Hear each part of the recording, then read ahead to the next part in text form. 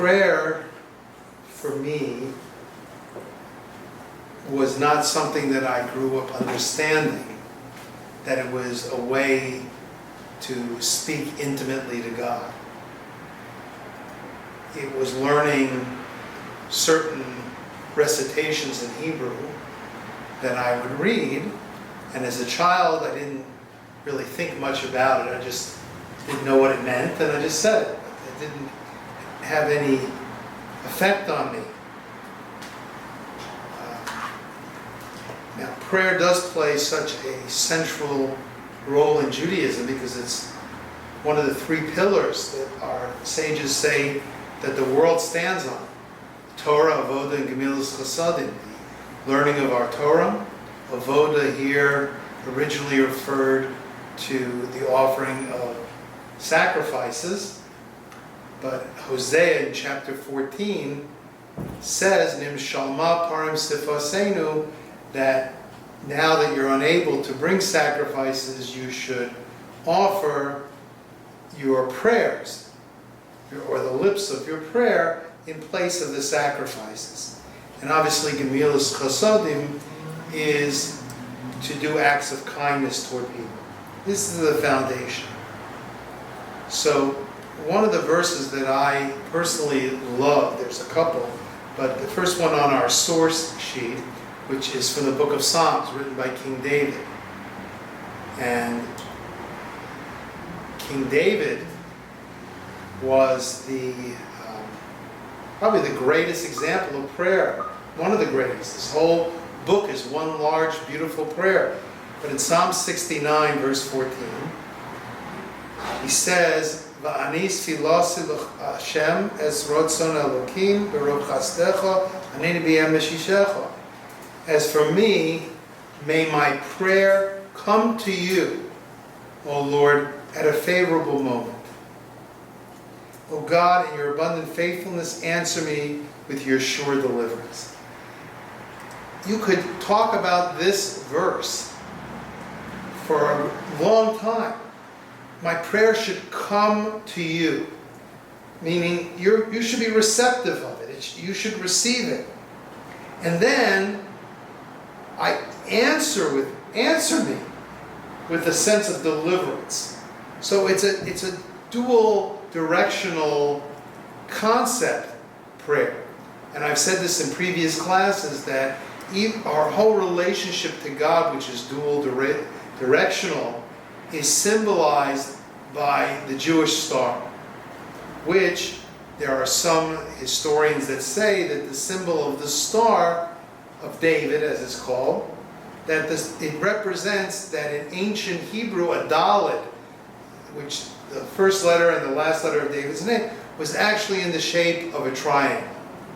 And these two triangles represents the two Daleds in David's name, and the Vav, the straight line in his name, is represented by his sword. So it formed a shield. But the two triangles, one's reaching up, and the other one's reaching down. So whether that's through Torah, reaching up to God, and God responds and coming down to us, or in Fila, in prayer, God reaching us up to us. And then another verse in Psalms that has to be one of my favorite. On certain days we recite a prayer called Hallel, where we're praising God. And it's a combination of a number of different chapters from Psalms. But the verse here, which is not often sung in our service, is Ahavti ki yishma Hashem es koli tachanun. When I read that during the Hallel service, it just moves me. Because what's David saying?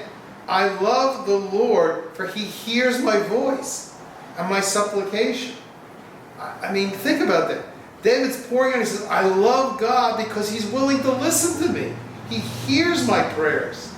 So David leaves no doubt with these two verses that prayer is something that reaches up to God, and God, so to speak, hears it. He's receptive to it.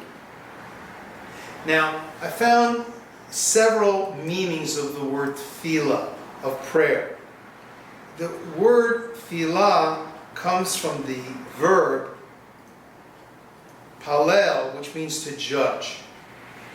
And we use it in a reflexive manner when we say lehitpalel, to pray, which means to judge oneself, not just to judge. And where do we see this word being used for judgment? We see it also in the book of Psalms, chapter 106, verse 30, where it says, Vayamod Pinchas vayispalel v'te'atza hamegefa. Pinchas stood up and he executed judgment, and the plague was ceased. Now that story is about how there was an act of immorality in the camp of the Jewish people between a Jewish prince and a non-Jewish princess, and they were acting immorally, and Pinchas stood up and he exacted judgment against them. And here we see the word yispalel is used to mean judgment. He passed judgment against them. So what does it mean that when we pray that we should judge ourselves? So I think as we get into the class, in my opinion, it means to judge oneself means first know who we are and where we stand. What's our relationship with God? Where do we stand in the universe? We have to know who we are to judge ourselves. So that's one meaning of the word Fila for prayer. It means to judge oneself. The Fila is also connected to the word tofel, which in the Mishnah is used often, and it means to attach and to join. And it also is similar to the word for a wick. The wick psila, which means a wick, as we find in the book of Judges, chapter 16, verse 9, which says, Asher yinakeh pesel b'no'ireh ba'arosei. As one would break a burning wick. So the word psil and tefillah, the same letters. So actually this connection between this idea of tefillah being something to attach and to join, and a wick tie in. Because what does a wick do? Well, when we talk about an oil lamp, for example, what enables the flame to be connected and burn the oil? If you try to put the flame to the oil, it won't burn. You have to have a wick. So the wick is what joins the flame to the oil, the source of it. And in Proverbs, King Solomon, who is David's son, he writes, as a wick joins that the candle of God is the soul of man. Ner Hashem nishmas adam. Our soul is compared to a candle being made up of the fuel, the wick, and the flame. And I was watching with the current events of what's going on in the Temple Mount with the conflict between the Palestinian Authority and the Muslims and the Jews. One of the security guards for the Temple Mount, the Muslim security guards, he was kind of being questioned by a non-religious Jew. Why did Jews find this place so valuable? And he couldn't understand that. Why do they pray down at the wall? He said, I don't know. I know they shake a lot.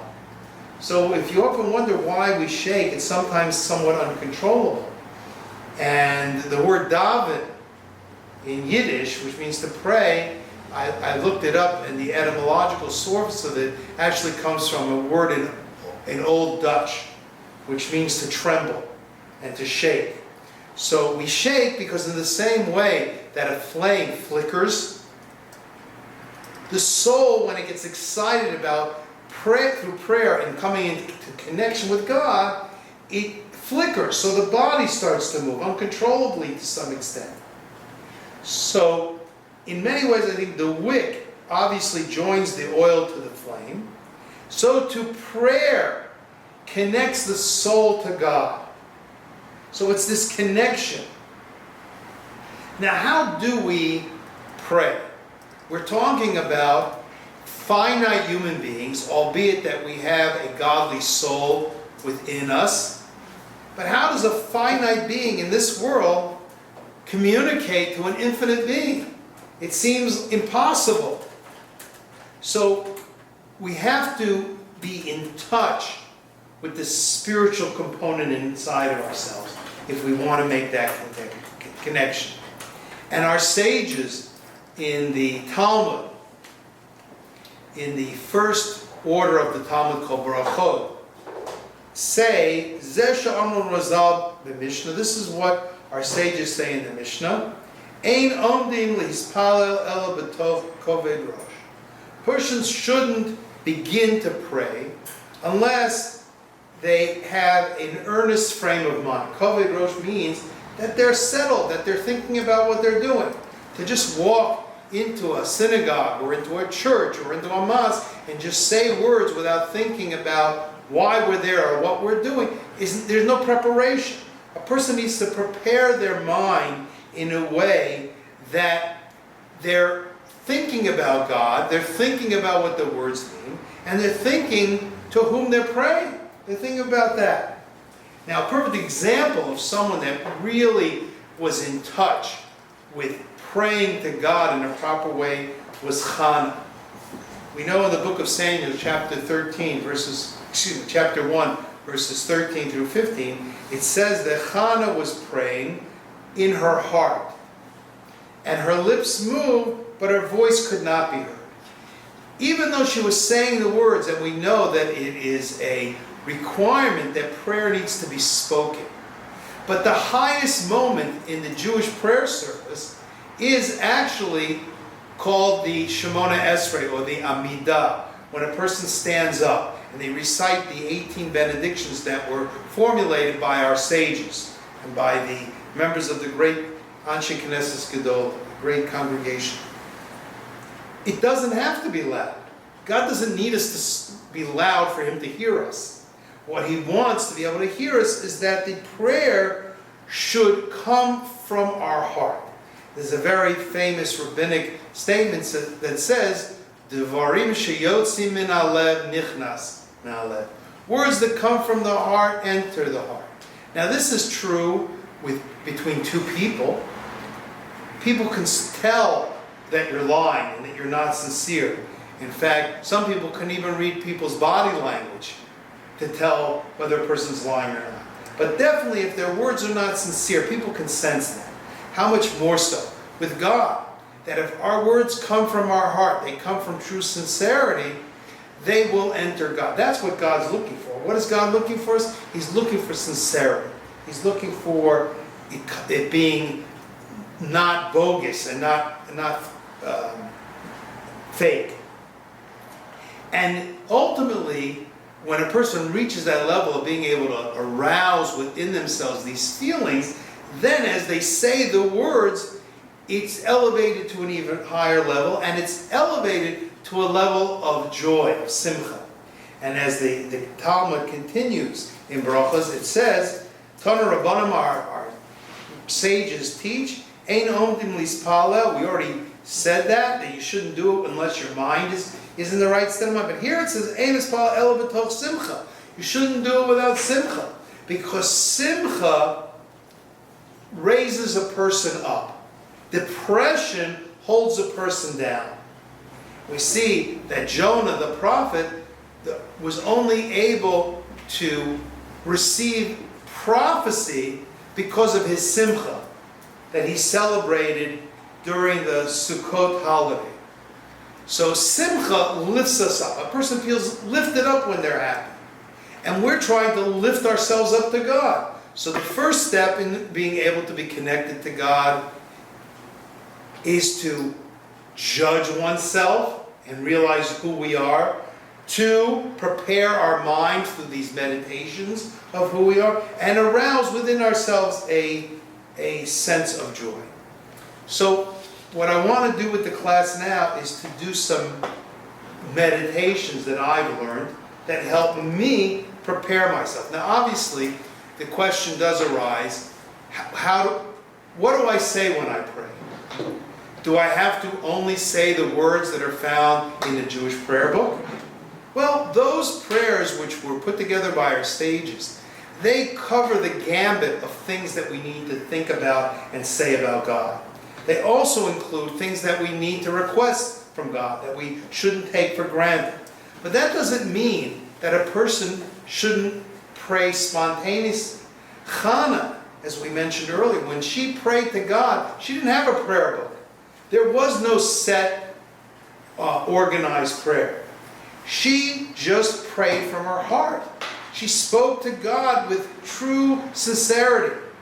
And we are in the same situation, that we need to realize that there are moments when we can just open ourselves up to God and just speak to God. To thank Him for who we are, to thank Him for the things that we have, to request things that we need, and elicit God's response. So let's do a little bit of the meditation. One of the signs that we often see that is found above the ark that holds the Torah in the synagogue is Do lifnei mi ata omed. Know before whom you speak. This is actually taken also from the Gemara Brachos, where it says, Shabtem mispalelim, when you pray, Da'u lifnei mi ata omdi. You should know before who you are standing. How does a person know? And know, how does they know? People have a question, what is God? How do we even understand what God is? God is this infinite being. So there are two meditations that I do, and I try to do them every morning. And in fact, one of them is based on a verse that's found in our prayers. In the morning prayers, which are divided up into verses of song, and then it leads up to the saying of the Shema, which speaks about the unity of God, and then to the Amidah, the standing 18 benedictions, which is that deep personal relation with God. One of the prayers that I love to read is actually, interesting, it's not from the book of Psalms. It's actually from the book of Nehemiah. And Nehemiah chapter 9, verse 6, he says, Atah hu Hashem levadecha, Ato asisa es hashemayim, shemei hashemayim, v'kol siva'am, v'ha'aretz, v'kol asher aleha, v'hayomim, v'kol asher bahem, Ato mechayes kulam, u'tzavah shemayim l'cha mishtachave. Now let's translate that. You alone are the Lord. This ties in as we get closer to the Shema, where we're saying that there's nothing else except God. You made the heavens and the highest heavens. Now, interesting. What does it mean, the heavens and the highest heavens? The Talmud, Chagiga, actually says that there's 7 heavens. That's why I love the phrase, I'm in 7th heaven. 7 heavens. What are these 7 heavens? 2 of them are physical. The first one is our atmosphere. And interesting, the sages in the tractate of Chagiga actually say that this heaven surrounds the earth like a sheet. And it's interesting, some of the comments of the scientists who are in the space station, the orbiting space station, when they look down, they describe how thin the atmosphere is, how fragile it is. And they say it's something like kind of like a blanket that just covers it. It's so thin in comparison to the earth. It's amazing that the sages would describe it in the same way. The second heaven is outer space, which includes the planets and the stars and the celestial objects. That's the second heaven. Now, how large is that heaven? It goes on almost infinitely.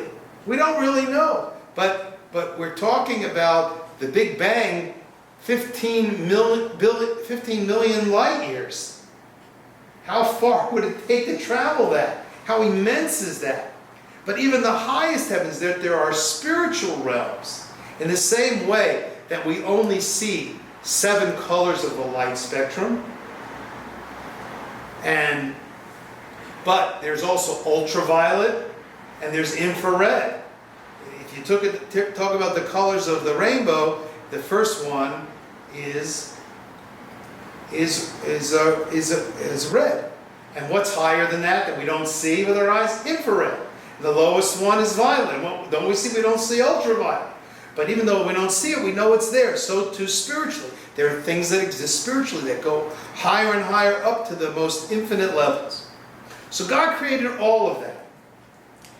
all the hosts, the earth, and everything that it's upon, coming back down. The seas, and everything that's in the sea. And God keeps them alive.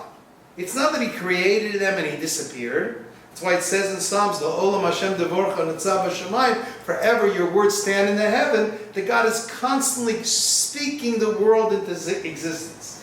In the same way that when I say a word, the word only exists as long as I say it. So too, when David said that God's words stand in the heaven, the words of creation, the message here, according to the Kabbalists, is in the same way that a word only exists as long as it's being spoken. The world created with words only exists as long as God is creating it. Two great rabbis were once sitting and they said, if God wanted to destroy the world, how would He do it? So one said, He could make a big storm, and He could make a fire and an explosion, and He could destroy it. The Kabbalistic rabbi, he answered, all God has to do is stop creating it. So if there was a vase of flowers in front of me a minute ago, and God stopped creating it, it would cease to exist as if it had never been there. So none of us would remember that it was there before. So that's the power of God. And all of these hosts, everything in the heaven, bowed down to God. How do I meditate on that verse? We live our lives in a very self-centered way. We wake up, we think about ourselves. We look in the mirror, we think about ourselves. We walk around our home and our neighborhood and we're thinking about ourselves. We forget often the larger picture, that we're in a neighborhood, that we're in a city, that we're in a state, that we're in a country. And if we were to think like that, we'd start realizing how small we are. I feel very big right here. But if I had a drone flying up above us, looking down, I'd look very small. Compared to the entire globe, I'm only a speck of dust. I'm that small, I'm insignificant. But then expand it out into the heaven and realize how great and immense the universe is and how small we are. So Maimonides writes that if a person would meditate in the greatness of creation, it would arouse within them a belief in God. Now, you could understand that to mean you look at the wonders of how things were created. I think it also means when you think about how small we are in the frame of things, and the idea of how large the universe is, just talking about the physical universe, not even the spiritual realms, that we still have the ability to think, to make choices, to recognize that there's a creator. What other creature recognizes that there's a creator? We recognize that we have that ability, and we're so small. As the famous song of the 70s said, we are stardust. So we're specks of dust in the universe, but we have that ability. It humbles us. And the true way to reach a proper frame of mind is to first humble yourself and to recognize what are we. Then, how do we become joyful? When a person then goes from being humble to recognizing the great gift that God gave us of freedom of choice and the ability to recognize that there's a creator. What an amazing gift that is. No other creation has that. So that brings simcha, because God chose to have that personal relationship with us, something that we couldn't discover on our own. He gave it to us as a gift. That's why when we say the blessing for reading the Torah, we say Asher Natan Lanu, that you gave to us. It was a gift that God gave to us. So one of the meditations I like to have before I start prayer, and then try my best to focus on the meaning of the words, is this meditation just I went to. Thinking about how immense the universe is, and how everything was created by God, and we're this finite being, and we have this ability to have an intimate relationship with God. The second meditation I'd like to share with you is something that's found in mystical writings. And it's based on a verse in Isaiah chapter 55, verse 8. that says, Ki lo machshavoisai machshavoisechem. God says, my thoughts are not like your thoughts. Now obviously, if something's not like it, it means that it's not completely comparable. But there's something similar. So let's talk about the similarity between God's thought and our thought, and then let's see where that differs and how we can meditate on it. When we think of something in our mind, that object that we're creating in our mind is totally encompassed by us. It's within us. So let's say we daydream. Now obviously we dream, and sometimes the dreams are created because of things that happen to us during the day, but we can also daydream. We can think up a thought in our mind. So let's imagine, and I like this example. We close our eyes before we pray and we think about someone sitting in a room, in a chair. That person's sitting in the chair, and that person is asking, where's God? Where's the Creator? And we have the ability, because we're creations of God, to create that person in our mind and have that person ask the question. So the person says, where's the Creator? Can that person in our mind ever grasp and comprehend where the Creator is?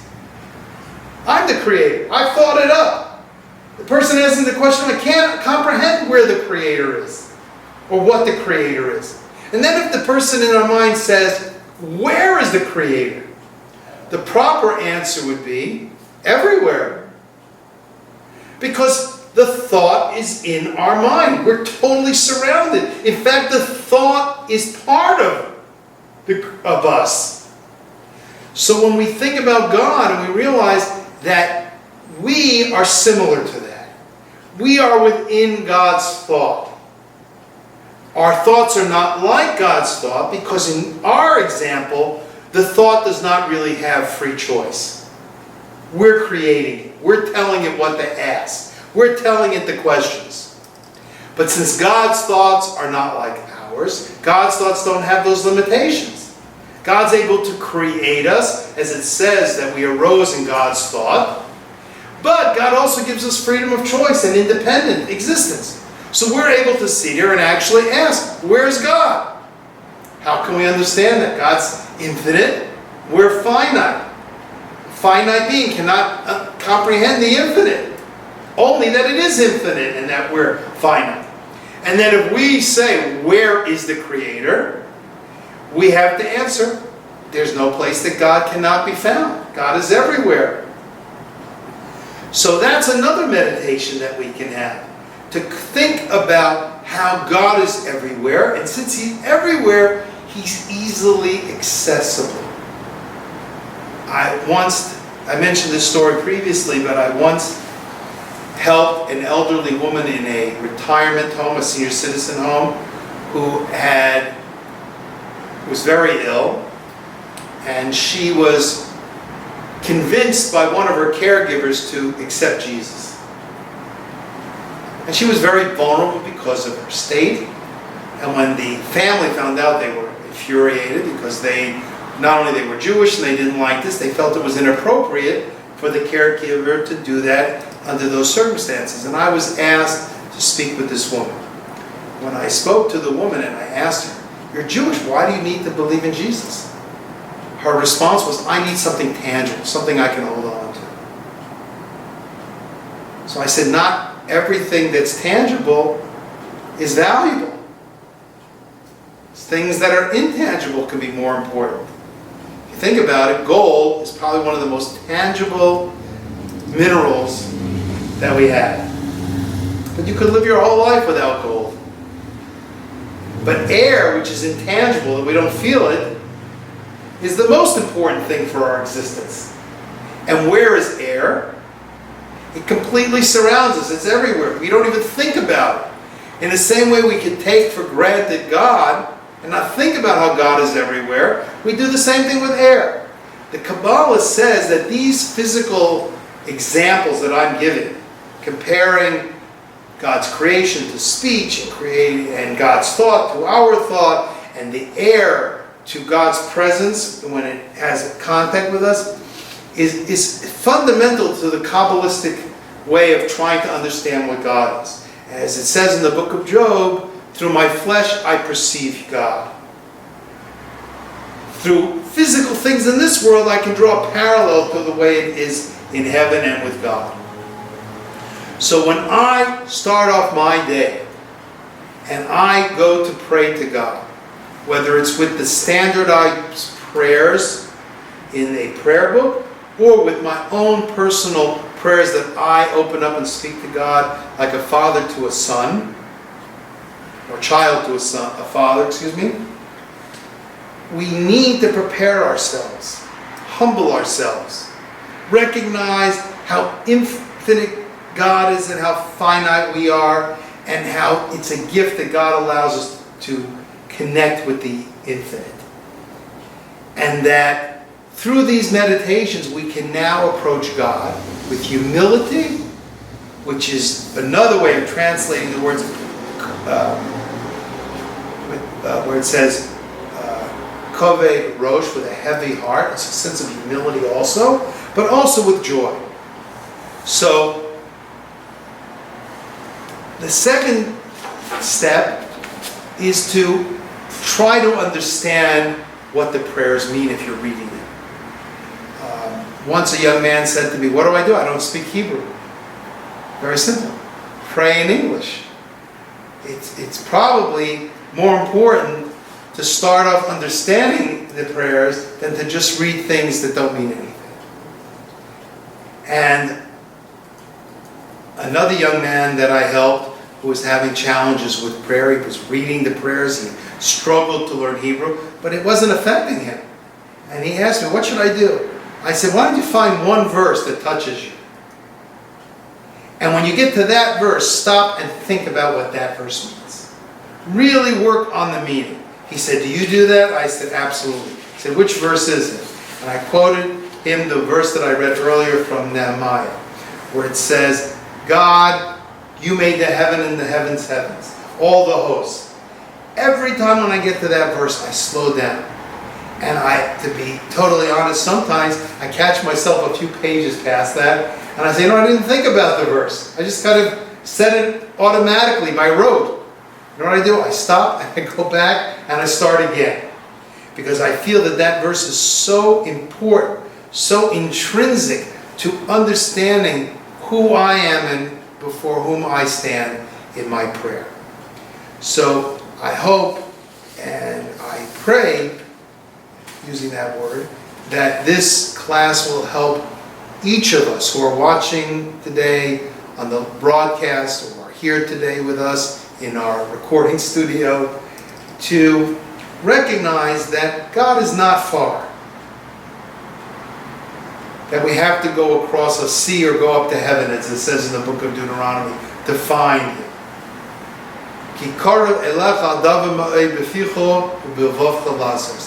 God is very close in our mouth and in our heart to reach Him and to serve Him. And I love the fact that it says it's in our mouth and in our heart, which is, heart is intention, mouth is speech, and to do it is the actual actions. So, and I think this corresponds to all the different aspects of how we serve God, through thought, speech, and action. And all of those things combined, that is the whole purpose of our existence. To live our lives in a way that we sanctify our speech, our thoughts, and also our actions to serve God. And through that, we affect the physical world around us, and we purify the world. I'll end by saying that people often ask, what happens to us when we die? So, who is the us? Who are we? So every person is made up of different parts. Just like the candle is made up of the fuel, the wick, and the flame. Every person has a godly soul. This is called a nefesh elokis, a godly soul. That's the true essence of the person. And that godly soul is put into a body. But the body is also enlivened in the same way that animals are alive. And it has passions and desires, and it has an animal soul that enlivens it, called a nefesh habahamis. When a person reaches 120 and they have elevated everything in this physical world that they were sent in this world to elevate, their godly soul returns back to God. And the physical body goes back to the earth. And those parts of the animal soul that were elevated by the godly soul go up to heaven. And the soul is then able to perceive godliness on a much greater intimate level. Because through work we strengthen ourselves.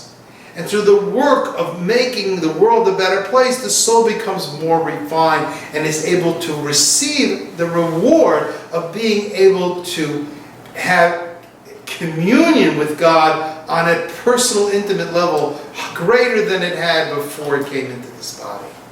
And that's done through these three different stages of good deeds toward other people, through prayer, and through learning Torah.